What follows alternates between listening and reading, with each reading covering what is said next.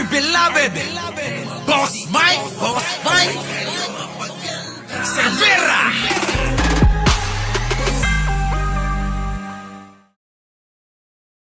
May mga nag-PM sa akin nyo. Ingat ka kay dating Pangulong Duterte. Nagagalit sila sa iyo ngayon dahil sa ginagawa mo na pag-atake sa kanila na todo depensa mo sa administrasyon.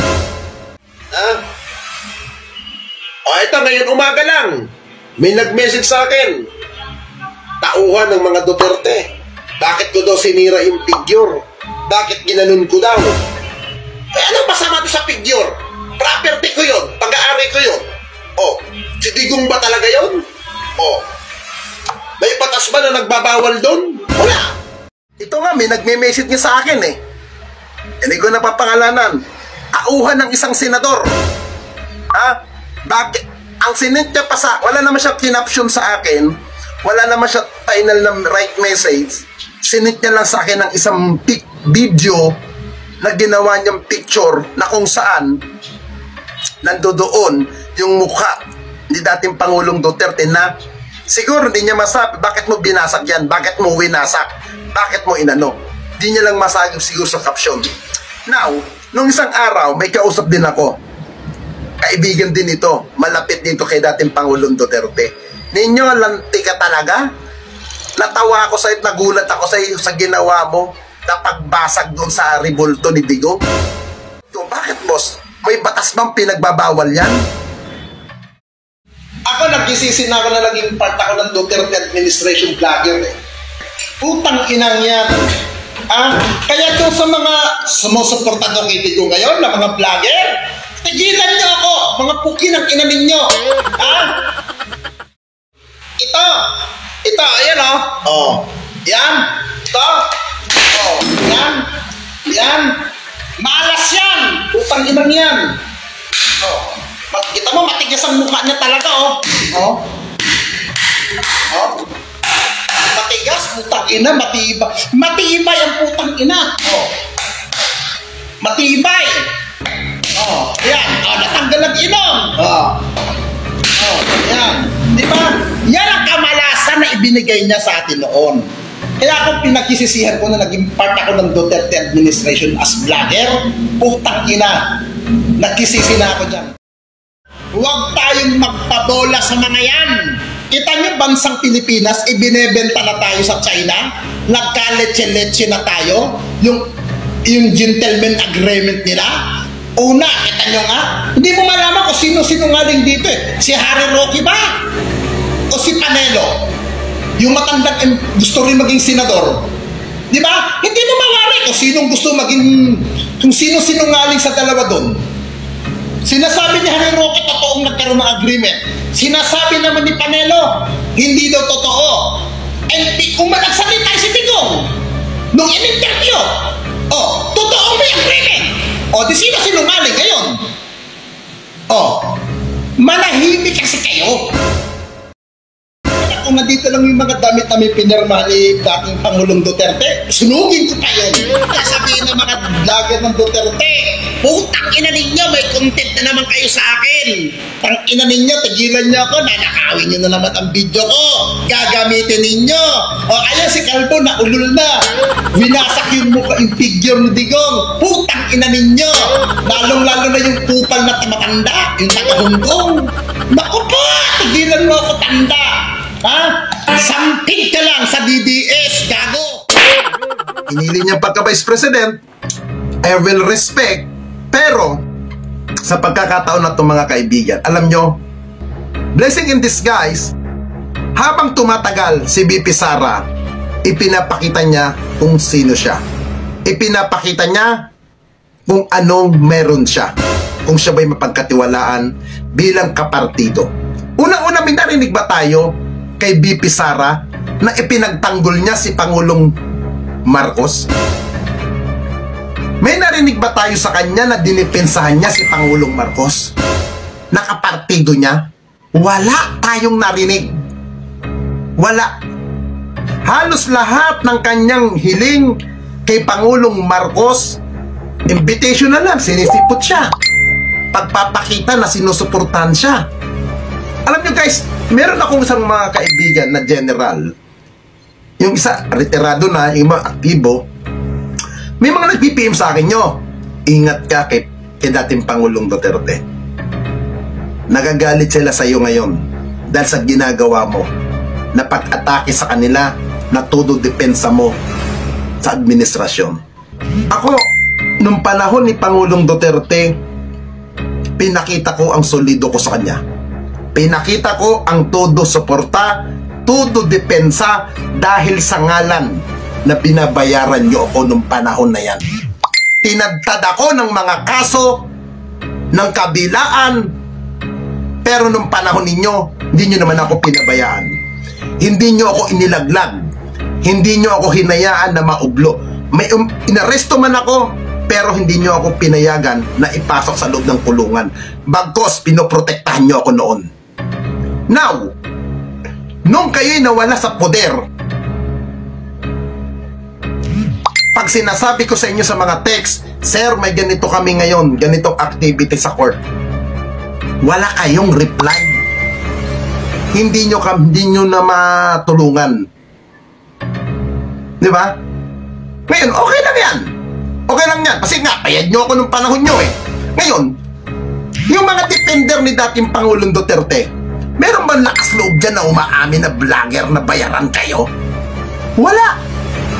Kasi nga, takot kayo na umamin na bayad kayo mga buwaka ng ina ninyo.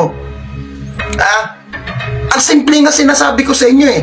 Maglabas tayo ng mga payroll natin. Maglabas tayo, magpakitaan tayo ng bank account kung sino ang nagpapadala sa atin. Di ba? Kung sino ang nagbabigay sa atin ng pera sa mga ATM natin. Maglabasan tayo. Hindi nyo kinakakat. Kasi, pag sinek background yung taong nagpapadala sa atin ng pera, konektado sa Malacanang. Ito, one time na-arresto ko sa kasong cyber libel. 8 counts. Plus 1 wiretapping. Bali 9 counts yun. Anong year to? 2021. December ito. Itong nangyaring pag-arresto sa akin sa Baguio din. PNP Nagilian ang umarso sa akin. Kabilaan na sinong general, sinong Malacanang official ang tumatawag doon sa station commander na huwag akong ilabas sa social media, huwag akong ilabas sa kahit anong news yung pag-aresto sa akin doon. Iilang tao lamang ang nakakaalam ng kasong yon na mga piling-piling kaibigan ko ang pinagsabihan ko na nakadetain ako doon. Eksaktong December 23, pinarelease nyo ako bago magdisperas ang Christmas. Isang sekretary, isang opisyal ng gobyerno, tawagin na lang natin na Martin. Hindi na yun. May text message na nagpadala sa akin ng 100,000 piso. 100,000 through ATM ko, bank account. May taga-DOJ pang pumunta sa akin doon na abogado. May tauhan pa ng isang undersecretary na pinapuntahan pa ako mula Manila to Baguio. Naka-record yan doon sa station. Kaya sabi ko, pag ganyan kayo, mag-iingay na lang tayo. Magpapasko na to, nasa station ako. Ayun, napilitan silang iparelease ako. Yan, si Byron, nung time na yon, nasa Boracay siya. Sabi ko, kulitin mo sila, boss. Tangina, magpapasko, nandilito ako sa loob. Ayun, kakukulit ko kila Banat Bay. Tinawag-tawagan ko sino-sino. May ko putangina, pag ganyan, mag-aatungal na lang tayo. Sabi ko nga kay Byron, tangina Byron, kung sa akin ginagawa ito, sa'yo hindi magagawa ito, gagawin din sa'yo to. Nag-isip-isip si Kupa. Huwag kayo mag-inarte-arte sa akin. Kailan lang ba kayo sumulpot dyan? Kailan ba kayo lumutang dyan? Kailan ba kayo nagpapakilala kayong Duterte vlogger? Ngayon ako'y sumusuporta sa administrasyon ni Pangulong Marcos, ni House Speaker Martin Romualdez. Sasabihin nyo, bayaran na? Anong kahibangan yan? Sinunod ko lang ang sinabi ni dating Pangulong Duterte at ni dating Manila Mayor Isko Moreno na tulungan, suportahan ang administrasyon na to. Ngayon pa sabihin niyo, bayad na bayad? Wala ba kayong maribat? Ha? Dating Pangulong Rodrigo Roa Duterte na jacolero din, nakulang din sa, kakakantot ngayon, hindi na nakakakantot yung matanda kasi hindi na tumatayo ang bayag ng matanda, di ba? Hindi na tumatayo ang bayag ng matanda ni dating Pangulong Duterte. Siyempre, senior citizen na lang yan. Pag ganun-ganon na lang ang titi ni dating Pangulong Duterte. Naku, may bahay blood na naman dito mga follower ng mga Duterte. Yung ama na matanda na ulyanin na madaling nasulsulan, okay, may mga tumatawag na sa kanya, mang kanor daw, parang kumakabig. Samantalang yung anak niya na mayor ng Davao, prayer rally ho yun puot at galit ang isinisigaw. Ngayon, itong mga kaibigan itong ginagawa ni dating Pangulong Duterte dahil ulyani na, hindi na tumatayo ang kanyang bayag na luslos. Alam nyo, ang ginagawa ni Digong ngayon, itong putang inang matandang Duterte na to, itong Rodrigo Roa Duterte ng buwaka ng inan to, na ulyani na. Alam nyo, yung ginagawa niya ngayon, mga kaibigan, at ginagawa ng mga supporter niyang mga hibang na mga tanga, yan din ang ginawa ng mga dilawan nung panahon sa kanya. Ngayon, maituturing na ngayon si Duterte na hindi na administrasyon. Para na kayong mga ulol na atungal ng atungal na nawalan kayo ng pwesto. Yan, si Harry Roque. Putak din ng putak. Diba? Ako alam niya, maswerte pa ako kahit na paano Bakit? Hindi ako nag-Marcos. Isko Moreno kinampanya ko noong 2022. Pero hindi pinalad yung mama, yun ang kalooban di ba? Ang nakakatawa rito, yung mga vlogger na mga sumuporta kay Pangulong Marcos, todo kayo depensa ng eleksyon, todo kayo atungan, todo kayo tanggol. Mga putang ina, nung hindi kayo binigyan ng pwesto, nung hindi kayo binigyan ng kung anong ina-applyan ninyo, puro kayo kontra na ngayon. Puro kayo mga eng-eng, mga ungas. Hindi pa. Dapat bago kayo sumuporta kay Pangulong Marcos ng election, dapat pinag-isipan ninyo, tama ba siya ang sinuportahan ninyo? Tama bang idinipensa nyo siya? Ngayon na nakaupo na at hindi kayo napapansin at hindi kayo nabibigyan ng pagkakataon? Galit na galit kayo ngayon? Lagi natin tandaan, Pilipino tayo, nandito tayo sa bansang Pilipinas. Huwag tayong nagpapadala sa mga taong sinasabi nilang may malasakit sa bayan. Yung sinasabi nilang kamay na bakal. Nasubukan na natin yan di ba? Nasubukan na natin. Pero tignan natin mga kaibigan. Si dating Pangulong Duterte, ang gusto na lang mangyari niyan, protektahan ang pamilya niya diba? Kasi nakanti yung pamilya Dapat paliwanag nyo. Alam nyo guys, kung ako sa mga tao na malalapit kay Pulong Duterte, i-explain mabuti ni Pulong Duterte saan napunta ang 51 billion na sinasabi ng Kongreso na nagkaroon siya ng budget ngayon. Ipaliwanag niya ng mahinahon. Wikang Tagalog. Sa wikang Tagalog, wag yung Bisaya na mga ganun-ganun karakter. Stop na yan. Kumita na yan Yung putangin na, nako po, kumita na yan nung panahon ng tatay mo. Nung 2015. Kumita na yan Nanalo nga si Pangulong Duterte. Diba? Pwede naman pala na mga kandidato ka na mapayapang sinasabi mo. Kita niyo si Pangulong Marcos, maraming atake sa kanya. Kabilang ako dyan sa umatake sa kanya nung eleksyon. Pero nanalo pa rin. Diba? Hindi kailangan ng hindi yung kailangan ng pamura-mura Diba? Kailangan natin makatotohanan na leader. Kung tayo magpapadala sa mga udyok, sa mga sinasabi ni dating Pangulong Duterte, wala tayong makikitang maganda. Puro galit, puot ang ginagawa ng matanda. Yan ang gustong mangyari ni dating Pangulong Duterte. Magalit tayo, magwatak-watak tayo, at hatiin tayo sa bansa. Yan ang gustong gawin ng matanda na ulyanin.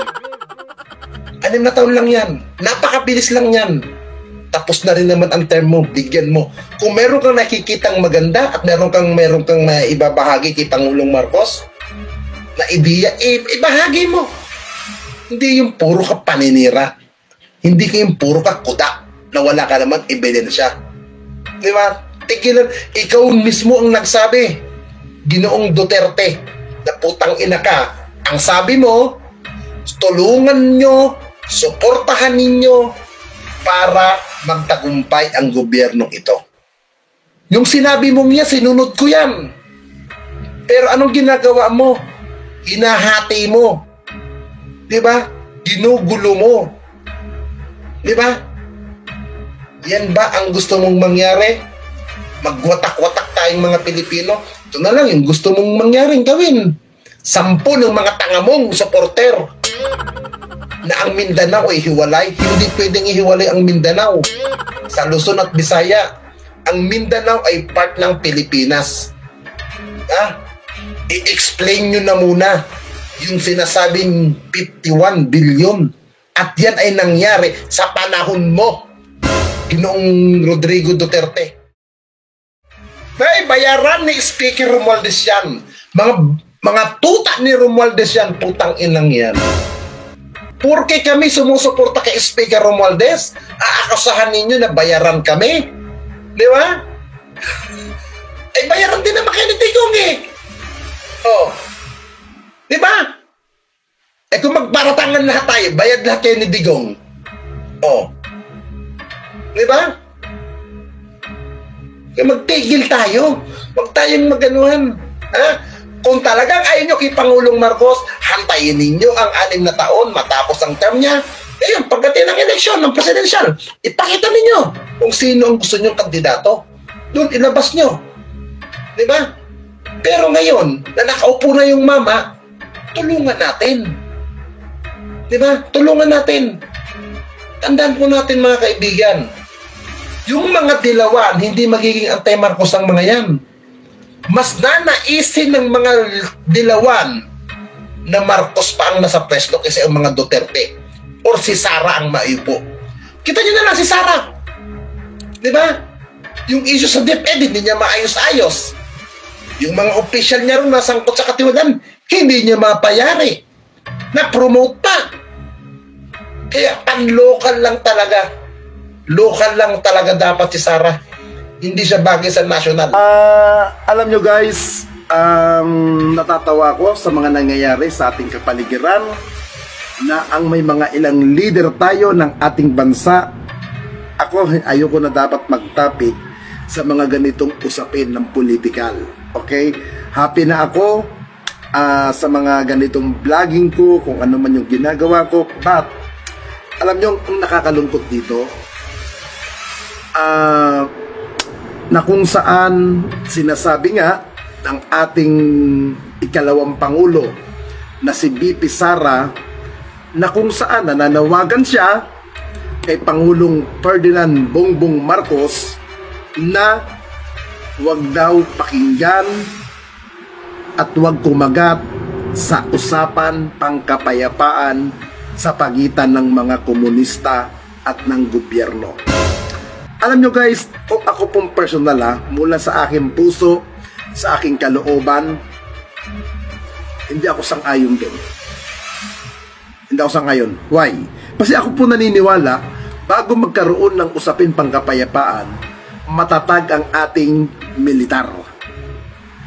Matatag ang ating sandatahan lakas, matatag ang ating kapulisan, nandiyan dyan ang kapulisan, namumonitor nila ang peace and order at higit sa lahat namumonitor nila ang mga gagawin ng mga ibang paksyon. Alam nyo guys, hindi pwedeng sasabihin natin, lalong-lalo na sa mga opisyal ng gobyerno, na sasabihin mahalin ang ating bansang Pilipinas. Hindi pwede yan. Na kung ang kalaban ng gobyerno ay hindi mo rin kayang mahalin. Bago mo sabihin dapat na mahal mo ang Pilipinas, dapat mahalin mo rin ang kalaban. Papaano magtatagumpay ang isang pagmamahal kung wala kang pagpapatawad, wala kang pakikisalamuha sa mga taong kalaban mo? Dapat mahalin mo rin ang kalaban. At yung ginagawa ngayon ni House of Representatives, House Speaker Martin Romualdez, ako'y sumasang-ayon na dapat magkaroon ng panibagong usapin sa pangkapayapaan. Napakahalaga yan kasi marami tayong kababayan na gusto nang magbalik loob sa pamahalaan. Sana yung sinabi ni Vice President Sara Duterte na huwag sumang-ayon at huwag aprubahan, nakakasakit. Sa isang katulad niyang public official, dapat marunong siyang makinig. Hindi lang sa kapartido, hindi lang sa mga taong nakapalibot sa kanya, hindi pwede yan eh. Dapat bilang isang public official, dapat pakinggan. At yun ang ginagawa ngayon ng kasalukuyang liderato ng Kamara. At doon sa mga nagsasabi na umiepal daw, tambaluslos si Martin Romualdez, putang ina ninyo, anong alam nyo kay Martin Romualdez? Kilala nyo ba siya personal? Nakaharap nyo ba? Nakakausap nyo ba? Kontra ng kontra, sakay ng sakay sa isyu na wala naman alam, kung hindi ka kaululan, katarantaduhan, kaletsihan, putang ina ninyo, tigil-tigilan nyo yan. Huwag kayong purong ngak-ngak, tang ina ninyo, na wala naman kayo na itutulong. Ha? Putang ina ninyo. Ang pinakadabes ng ating bansa, magkaroon ng isang pagyakap sa mga taong naligaw ng landas. Yan ang kailangan. At yan ay dapat gawin ng ating gobyerno. At alamin nila ano ba ang dahilan, bakit sila namundok, bakit sila sumapi sa ganitong samahan. Pero kung atin iiwas ang usapin pangkapayapaan para sa kanila, putang ina, lalong lalala ang mga yan. Napakahalaga ng pagkakaisa. Ha? Sawa na kami. Kaming mga pangkaraniwang tao, sawa na kami sa balita na nagpapatayan ng ating mga kusundaluhan, ang ating mga makakaliwang NPA. Ang kailangan namin na marinig, may nangyayaring magandang development sa paraan ng usapin pangkapayapaan. Suportahan natin ang gustong mangyari ni House Speaker Martin Romualdez para maiusad, maipasatuparan at maipasok ang tamang solusyon at mangyari ang dapat mangyari. Doon sa mga kapwa ko supporter ni dating Pangulong Duterte, tapos na ang time ni Pangulong Duterte. Okay? Tapos na ang time niya, bigyan natin ng pagkakataon yung nakaupo ngayon, yung may time ngayon na nakapwesto. Yun ang tignan natin. Hindi yung putang ina, konting ano lang, kung ano-anong mga issue inaano ninyo. Diba? Hantayin ninyo ang susunod na eleksyon. Doon, iboto ninyo kung sino ang gusto ninyo saloobin. Hindi yung, hindi lang napagbigyan ng pwesto, hindi lang napagbigyan ng kung anong hiniling. Galit na galit na. Diba? Tandaan nyo mga kaibigan, hindi po napakadali ang isang maging leader ng bansang Pilipinas. Hindi po ganun kabilis. Napakahirap maging isang elected official dahil lahat ng problema ng bansa sa iyo nakaatang. Kaya ako 100% sumusuporta ako kay House Speaker Martin Romualdez para sa usapin pangkapayapaan at para sa katahimikan ng ating bansa. Sana ganun din kayo mga kababayan. Bigyan natin ng pagkakataon na magkaroon naman ng isang Pasko na maginhawa ang buhay ng mga taong nasa kabundukan. Bakit? Bakit ayaw ninyo ng kapayapaan? Bakit hinaharang ninyo? Hindi ko alam kung si Vice President Sara ang umaayaw o may mga taong nakapalibot sa kanya na pinatututol. Simple lang yan eh. Kung ayaw ninyo sa gustong mangyari ng Pangulo, kung ayaw ninyo sa magandang solusyon ng Pangulo, malaya kayong makakaalis sa kanyang kabinete. Ganun lang kasimple.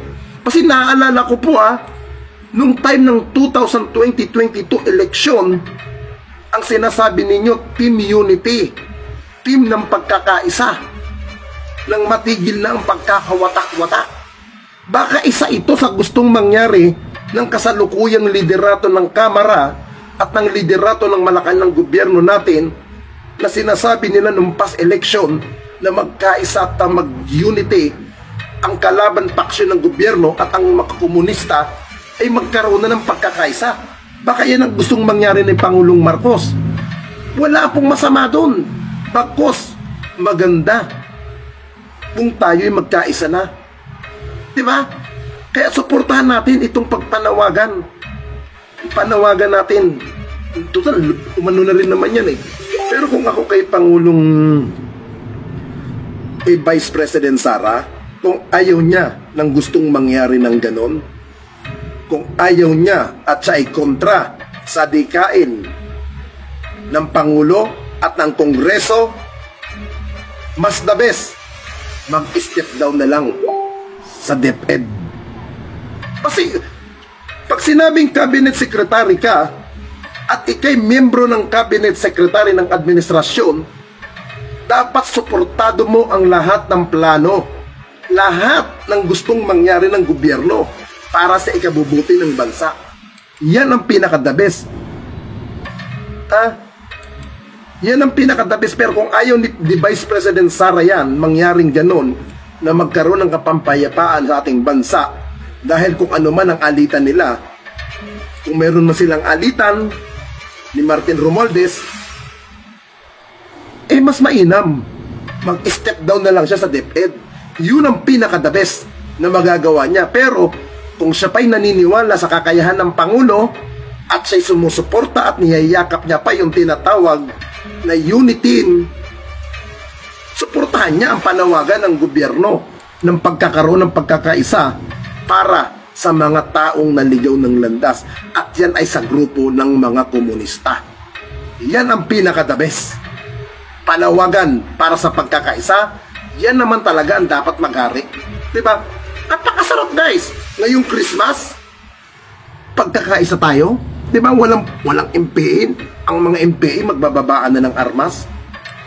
Napakagandang tignan yan. Kung nagawa yan nung panahon ni dating Pangulong Ramos, bakit hindi pwedeng magawa ngayon? Magagawa ngayon yan, mga kababayan. Kaya muli, ako'y nananawagan sa inyo, suportahan natin ang panawagan ng kasalukuyan liderato ng House of Representatives. Yan ay sa katauhan ni House Speaker Martin Romualdez. Our beloved Boss Mike Cervera.